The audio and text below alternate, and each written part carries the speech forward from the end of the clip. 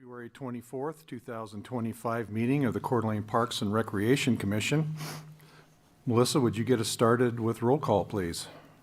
Commissioner Cranston, Here. Commissioner McDowell, Commissioner Lean, Here. Commissioner Tate, Here. Commissioner Hill, Commissioner Bakes, Here. Commissioner Wood, Here. Commissioner Bailey. Thank you, Melissa. Jim, would you lead us in the Pledge of Allegiance? And if I can ask everybody Absolutely. to stand, please.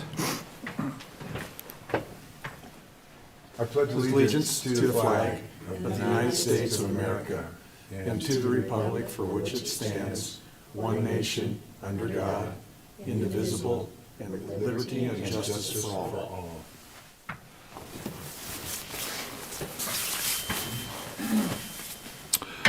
Do any of the commissioners have any conflict of interest with any agenda items tonight? No. Okay. No, sir. We have a fairly short agenda tonight with one action item, and that would, rec update, and you're going to see another gentleman named Connor, who in the next few months, I'll bring him forward. He's a new person on our rec division as well, so take it away. Hi guys, thank you for having me. My name's Jordan Anderson. I've been with the department now for almost 10 years, in this role as recreation program coordinator for 7 months or so. So yeah, just going to give you a quick rundown of programs that are wrapping up and stuff that's coming down the line. So basketball is a big one in the winter. We had a large basketball program kind of spread out over 6 months or so. We're finishing up K first and second basketball now. Prior to the new year, we finished up our 3rd through 8th, and then our high school league as well. So all combined with basketball, we had roughly just over 900 kids participating. That's spread out over 90 or 95 teams. We also do men's basketball, I guess adult basketball. We had a couple women participate as well. So that's 20 teams or so, spread out over a couple different leagues. So yeah, basketball's wrapping up, and then outside for springtime activities. So yeah, spring soccer's coming up. That registration is live now. We run K through 8 soccer, expecting anywhere from 600 to 700 kids for that. Those games are all held, I guess our 2nd through 8th grade divisions all held at Coeur d'Alene Soccer Complex just north of Skyway Elementary there. And then K first would be held across the street from Ramsey Elementary, Jenny Stokes. Yep. So yeah, we had our swim registration today. So we run swim lessons all year, 6-week sessions. We registered today. We took about 130 kids for that. That's almost to capacity of what we can take. And so, yeah, that new session will kick off next Monday. Yeah, and then we're also registering for adult softball. We expect, anywhere from 80 to 90 teams for that. We've moved that registration online now, which has made the accessibility a little bit better for everyone. I got a call from a guy today in Mexico that was like, well, I'm not in town, so it's like, hey, hop online, you can register your team, from Mexico, which is nice. So hopefully that'll help some numbers. We've seen that definitely in some of the youth stuff as well. So T-ball camp coming too. That's a new one the last couple years. 3 and 4 year olds, it's kind of a hard age to program for, but that's been a pretty good program. 20 to 30 kids for that. We run that just at Ramsey Park, and over the course of 4 or 5 sessions that we do just basic base running, hitting, throwing, and that seems to be well received by the community. Kind of my last little piece would be sort of looking towards this spring and summer. We're in talks of a potential partnership with North Idaho College Outdoor Pursuits, and so hopefully you guys will see an MOU sometime in the next couple months here from that partnership. They're going to potentially offer some sailing, kayaking, rafting stuff, so kind of get our foot in the door of outdoor rec stuff in conjunction with them. So yeah, that's kind of what we had this winter, and then what's coming. So Jordan, in general, how are your program registration numbers this year compared to previous year or two? Yeah, we've seen an increase of 10 to 15% year over year the last couple. I think that's attributed mainly towards our online registration piece. It used to be that you'd have to come to City Hall and see us to register for anything, and so having that accessibility, being able to register, from anywhere has helped our numbers. We've done a better job at marketing recently too, just using our website to be able to get information out to the public, and then I've kind of taken over our Facebook page and sort of tried to grow that too. So our outreach is better now. So I think that'll help numbers consistently grow. Yeah. I know I'd add the outreach is better because of Jordan. He's really good at that stuff. He's doing a great job at getting it out there. So that's why I think we're getting better numbers as well. With the growth in numbers, how are you doing with facilities and staffing with the increased numbers? We're okay. I mean, we have the fields, so we have that for our outdoor stuff. Our partnership with 271's good. We still are using gymnasiums. The McGrain Center is still a partner with us, so it hasn't changed. If we continue to grow, that might be another conversation. It's just I'm not certain what that would look like, but we're in good shape right now. Great. Any other questions for Chair? Jordan? Go ahead. How's your referee pool? Referee pool's okay. Yeah, third through eighth grade, we were a little thin, and so myself and Connor, one of our new guys, we're both high school officials, and so that's helped train some of the new people, right? It's funny because K first and second, we've actually got a really good crop of new officials, and the officiating piece from K first and second is not as intense as third through eighth. So hopefully we can retain some of them, and the idea is that we retain them through multiple seasons of different sports, and then they're back for some of our third through eighth and maybe that high school league, and if they're good and able, then potentially men's league opportunities as well. So yeah, so I think having Connor's been definitely very beneficial. Because he's a good official, and he's good at training some of our newer people as well. So I think it's been good. Did you say intense for third grade? Well, No, I mean, I'm just bringing that out there because it's like it gets there. it does get intense. Yeah, it shouldn't be maybe, but many of you probably know that, yeah, people get a little bit intense with youth sports, and so it's a little bit of a different vibe in our third through eighth grade leagues than it is for K first and second. Our K first and second divisions are, meant to be low-key, no score on the board, sort of learning and fun, right, whether parents take it that way or not. But once they get a little bit older, there's just some intensity that comes with the job. So, Well, I've been going to second grade games, the grandson game, and not only are the players getting better, but so are the referees. It's all been so fun to watch, the growth, and the coaches have been doing a great job. So good. That's been good really to hear. fun, and been a lot of laughing. No technicals yet. So. Yeah, hopefully you don't see any coming. technicals. Yeah, hopefully not. So. Great. Yeah, that's what I got for you guys. Thank you. Thank you, Jordan. I appreciate you. it. Do any of the commissioners tonight have any comments or announcements? Okay. Next would be public comment, but I think our audience is here for, That was the recreation side. oh, okay. I'm sorry, Bill. I didn't That's mean to okay. cut you off. That's all right. Just a few updates for you on the park side. It is a short agenda tonight. It was important to get Justin Shaw here to talk and Chris Bosley to talk about, you've seen this before, the swale at Fipping Park. So we had a couple of agreements that we were working through that we didn't get to the finish line. One of those was Little League, and we'll hope to have that before you next month.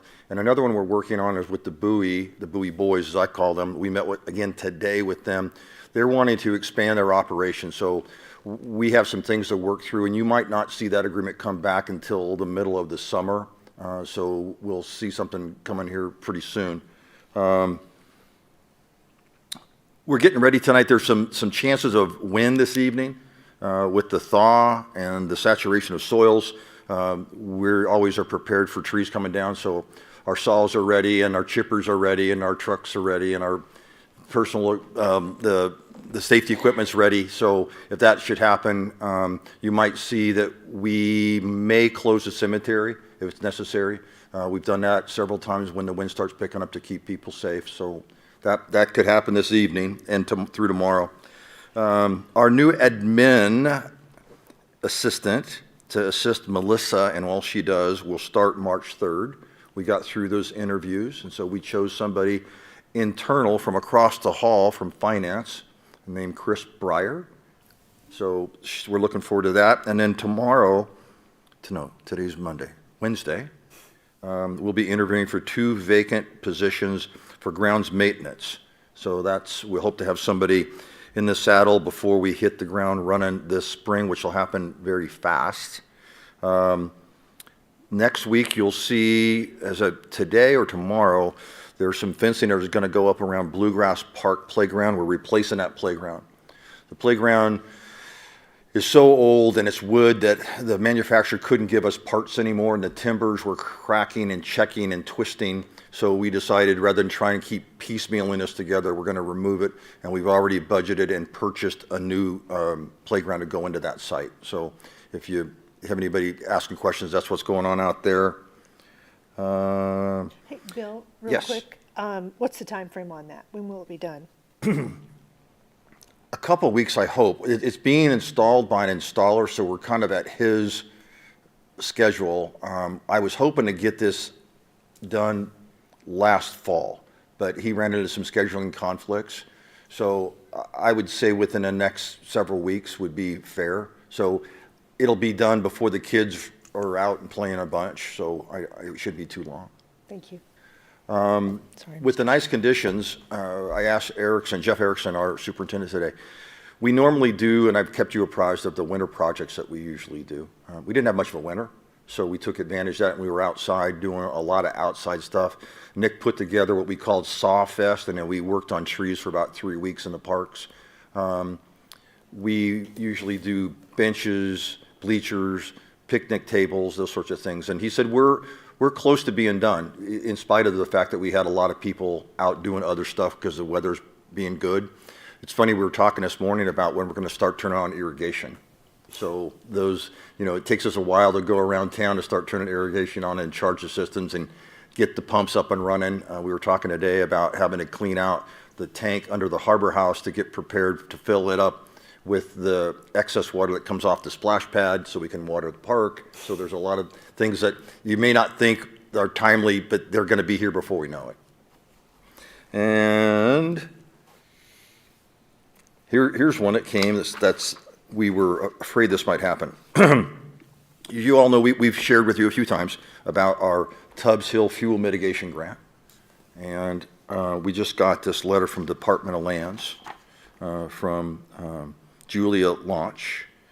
And so the President's Office of Management and Budget temporarily paused federal grants, loans, and federal assistance program on January 27th. I'm going to jump down and just get to the meat of it.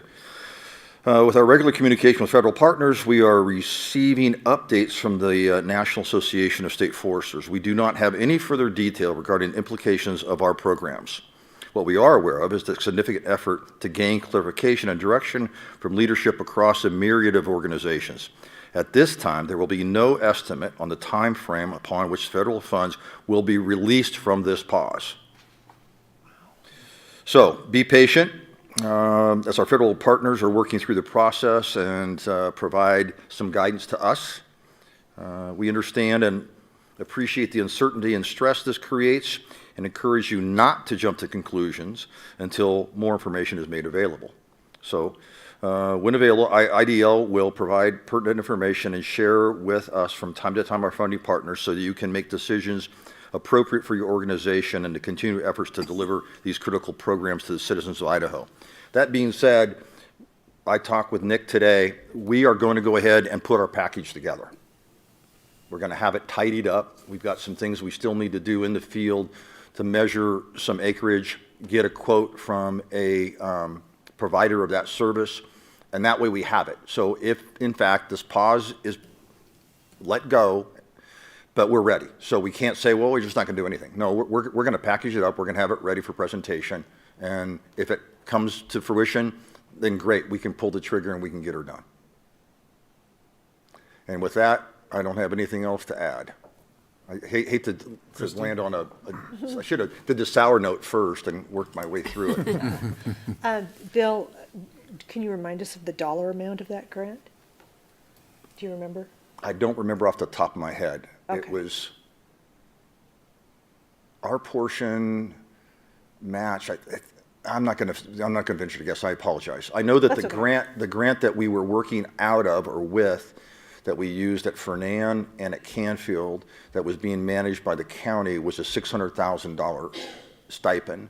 And that's what I asked long ago, well, when this first happened in January, was did they receive the money from the feds and it's in their coffers, or is it an allocation that they have to ask for? And it turns out it's an allocation that's happening being asked for. So, so I was fearful that that might happen. Yeah. That's unfortunate. Thanks for letting us know. Yeah. Yep. Anything for Bill? Thank you, Bill. Thank you. Okay, there are no commissioner comments tonight, and we don't have anybody for public comments as well. So with that said, our next item is an information-only item regarding GeoFIPNY stormwater plan. And Bill, I'll let you go ahead and introduce the program. Well, this is Justin Shaw with the engineering firm that's working with our street department, our engineer Chris Bosley. He's been here before, talked about this, but he had more information. We, I think, chosen a contractor, and we've got some timelines and that sort of stuff. So Yes. take it away. So just to give you guys a quick recap, I'm Justin Shaw with HMH Engineering. Been working on this project with Chris and Todd and the whole city now for, stand over here, was I getting too loud? Working on this one for about, I think, a year or so. So it's been a while. But we went out to bid. We went out to bid end of January, open bids, I believe, early February, maybe into January. But I wanted to give you guys a quick overview of what we're doing here. This is part of a DEQ grant to remove phosphorus from entering the lake. So essentially, Coeur Lane has amazing soils, right? We are able to infiltrate a lot of soil, or we're able to infiltrate a lot of runoff of water. It's pretty incredible. I haven't seen these types of soils outside of pockets anywhere that I've worked throughout my career. And so we're able to use the natural environment to treat this water before it hits the lake. So trying to make a better lake environment while using our resources here. Give you an idea of what we're looking at. Here is Fippany Park. We are looking north is to the left of the screen. Play area, parking lot. The old high school was, I believe, kind of in this vicinity. We've got an old building over here that's used a lot by, I think, Bus Barn. Old bus barn over here. It's very toasty in the wintertime if you're having a pre-bid, so it's nice to get out of the wind there.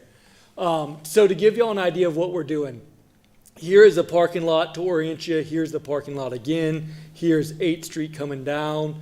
There's storm water, which just is in pipes buried beneath the road, running from the north down to the lake. It takes a long time to get there, but we've got some pipes running here.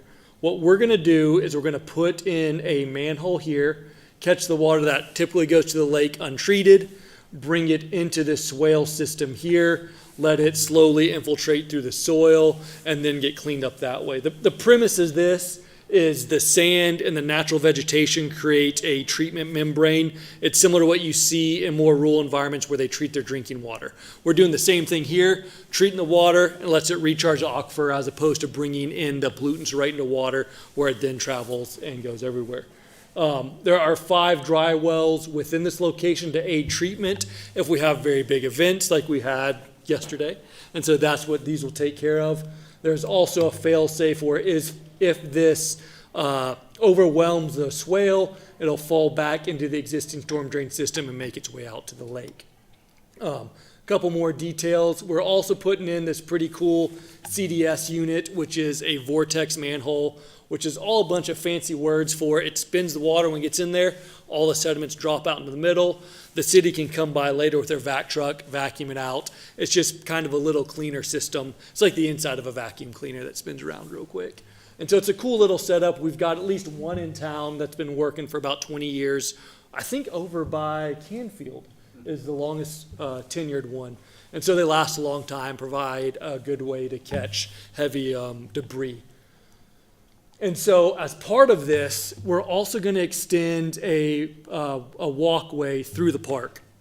And so that gives people the ability to cross east to west as they're walking up the sidewalks, and give them a way to cut through without having to either walk along the sidewalk perimeter or to walk through the grass. And so we're given a little pathway here. It serves as a dual purpose. The city is able to access the swale and the infrastructure to maintain it easier as well. So We thought that was a cool idea that Bill helped us come up with to really add some accessibility along the way. This will require removal of several trees. We are going to be planting new trees in their stead, and I believe several of them are I ask you this every time, Right, so ash trees. ash trees, who are having a invasive beetle or invasive disease come through and are kind of at the end of their potential life. Ash borer, yes. Ash borer. Emerald ash borer, and we've talked a little bit about that before. So there's probably 6 ash trees that have been taken off our plant list from urban forestry. So we'll plant with a different species. And so what we really like about this design is it functions, the park is still able to be usable, and then we have these soft slopes going into the swale. So if people do get in, these are all transversible mobile slopes. They can walk back out pretty easily. We have What is the depth of the bottom of the swale? the depth is, I want to say, about 7 feet at its deepest. So 7 feet from when you're standing to walking out, and then you're walking at a 4-to-1 slope. So for that 7 feet that you're down, you'd be walking 28 feet to get out. And then on this west side, you're at a 6-to-1, which is a little bit flatter. And so it is, at least to me, the plans are always a little bit deceiving because it looks so small. This is going to be a pretty vast swale when you're out there. And so that 7 feet that you're down there is going to be laid out over, I want to say, about 75 feet altogether. So you've got a pretty good distance where you're going down. But yeah, about 7 feet total. And the main driver for that is the existing storm drain system is fairly deep out here. And so to make that work, we just had to make our elevations work. And so that was the only way we could get it and still have it open up and be a open swale system. So yeah, walking path, a couple details on what we're putting in out here. A big one is just maintaining sprinklers, and so we're going to go back through and reconstruct and replace sprinklers so there's irrigation for vegetation after the swale is constructed. And that's the overall gist of the project.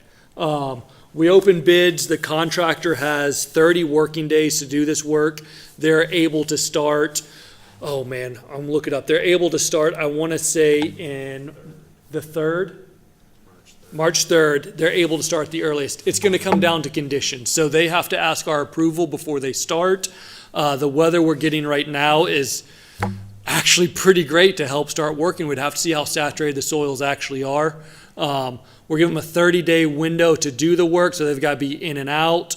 We will be on site every minute that they're on site, ensuring that they are meeting the plan and the specifications.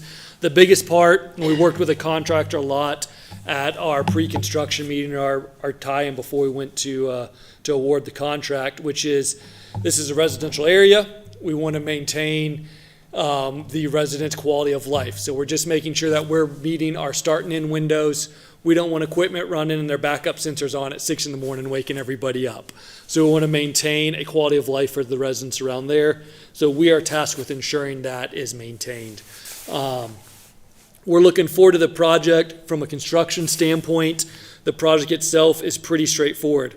We're digging a big hole, and we are putting some pipe in the ground. So a lot of the work will be outside of the travelway, which will be nice for everybody. But yeah, we're excited to get started. We've been working on this for a long time and looking forward to getting a little bit of water quality improvement out of it and seeing what we can get going on here. One good thing about this is we hadn't seen a bid climate like this in a long time. We had 9 bids altogether. A lot of my projects that I work on, I'm happy if I get 4. And so getting 9 bidders on this was really exciting. We got a wide array of bids. The low bid was lower than our estimate, so I was really happy about that. We hadn't seen that for a while either. So it was nice getting some more cost-effective bids. But yeah, we're looking forward to it. We've worked with a contractor before, so we know it's Sunray out of Sandpoint. We know Jake and his crew a little bit, and so we've got a good rapport there, and looking forward to getting that thing started. Bill, did I miss anything that you want me to talk about?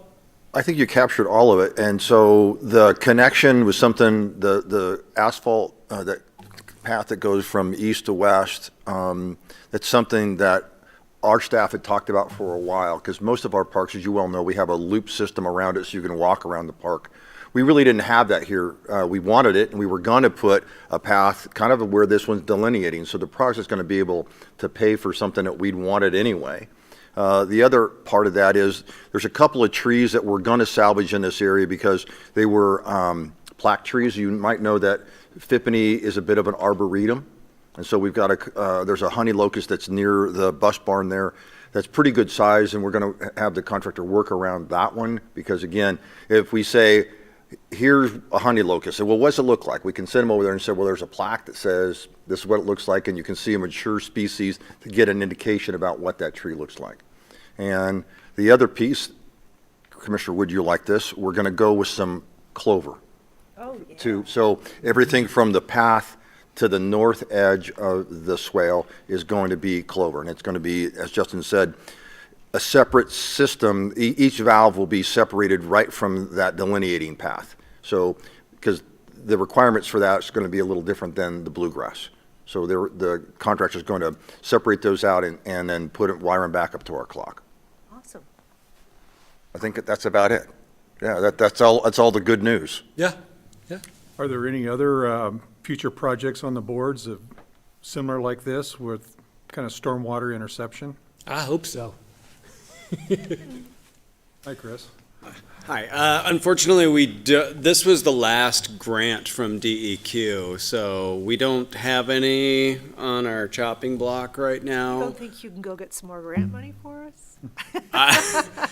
The grant climate isn't looking so hot Okay. right now, but yeah, we were able to do a great project down at Sanders Beach, one at Mullen by the Vantage Point Brewery. That's a very tiny one.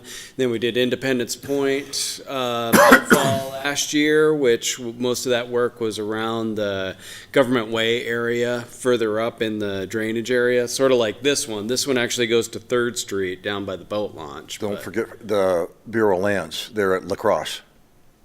Yes, Was that a yes, grant, that was or was- not a grant month. But we did that outfall, Correct. took that offline as well. Yes, the La Crosse swale, the new La Crosse Avenue that was put in, the new signal at Northwest Boulevard that everybody gripes about, a new signal to stop at, but that one down there by the parking lot that was put in, we've got a very big swale there, and that one is doing a great job too. And then US 95 swale before that, the one that's right there at the Northwest Boulevard interchange. So unfortunately, this is the last of our big projects for a while, but we'll keep our eye out for more for sure. How much of the old stormwater system remains to be dealt with as far as the downtown area? Quite a bit. I mean, we've made each of these projects, I mean, they range from like 75 acres to hundreds of acres of urban land that we're bringing into these areas and treating that. This one, I think, is 24, 25 acres, something like that. But really, we've got a lot of acreage in the city. So there are a lot of outfalls that haven't been addressed at this point, but we'll just keep chipping away at them. And Chris, the reason for the difficulty is the acquiring of land, right? Correct, yes. Yeah. So a lot of these were pretty low-hanging fruit. Actually, the first one that we did was the outdoor classroom by University of Idaho, the Harbor Center. We made a little swale there, kind of all in-house, and that one it doesn't take a huge area, but it just happens to be that when one of our pipes heading to the outfall goes past some city-owned land, that's a huge opportunity. So we just keep trying to identify those. Great. Any other questions for Chris? Thank you, gentlemen. Thank you. Appreciate it. Bill, do you have anything else for the good of the cause? No, hopefully I'll get some of those MOUs to you next month, and no, I don't have anything that's pending that I can share at this time. Okay, anybody else? Okay, then I'll just make an announcement. Our next regular monthly scheduled meeting would be March 17th, 5:30, right here in the library community room. And with that, I'll entertain a motion for adjournment. So moved. Is there a second? Third, second? A second, I'll do a second. Okay. Motion's been made by Commissioner Bakes and seconded by Commissioner Lean to adjourn. All in favor? Aye. Thank you, everybody.